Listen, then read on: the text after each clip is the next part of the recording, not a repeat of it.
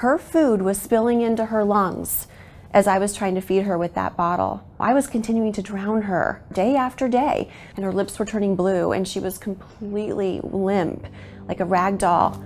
All I was trying to do was feed my daughter. That's all I wanted to do.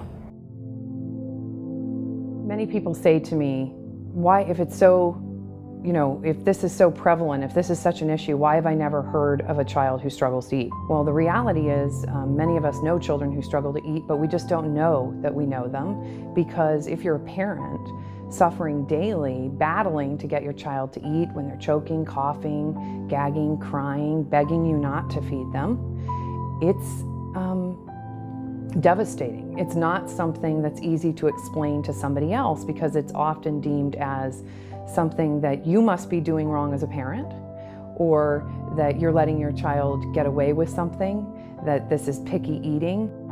We are not talking about kids who want dessert and you're trying to get them to finish their vegetables. We're talking about children where eating, drinking, swallowing can be a very painful experience, either because there's difficulty with their motility, the foods they're eating are rotting out their insides, the food is going into their lungs, which makes it very painful. And when you have a lot of negative experiences like that, and if every day you're sat down in a high chair and it's a painful and frightening experience, you're going to develop some pretty severe behaviors to avoid being victimized day in and day out. But parents go to drastic measures when we're being dismissed as overreactive parents. And I honestly was told I was overreacting because she was showing some weight gain on a scale that turned out to be false weight. It was fluid retention from the fluids spilling into her lungs and getting aspiration pneumonia. I was dismissed in the office. I was told I was being overreacting. This is the first time I'm my mom, and to just keep doing what I was doing.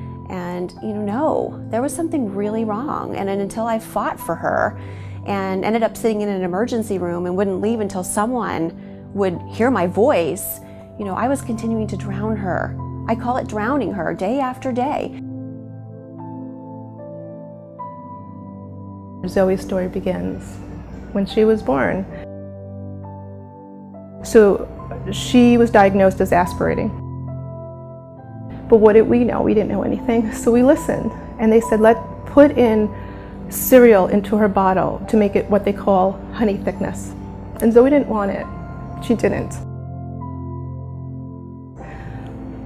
And I called and I said to the nurses, she doesn't want to drink this. And they said, well, if she doesn't drink it, we'll put her on a feeding tube, because you're going to do irreparable damage to her lungs. I said, okay, I'll just keep trying. And I kept trying, and I kept trying. And then Zoe decided that she wasn't going to drink this. She wasn't. And from crying, Zoe went silent. She was 3 months old, and she stopped drinking. And she was done, and that was it. And I cried to the nurses. I said, what am I going to do? I need help. So we brought Zoe into the hospital where the gastroenterologist is located. And another health professional said to us, I said, I need your help. And she says, no one will help you. Quote, no one will help you.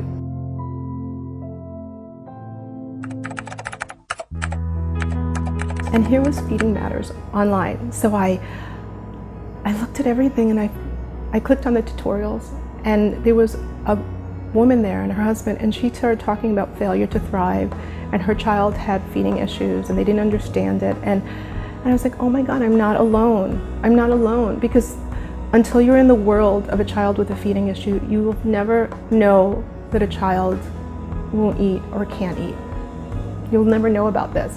You are always told, when a child's hungry, they'll eat. Well, that's not true. Sometimes a child cannot eat. For whatever reason, they cannot eat.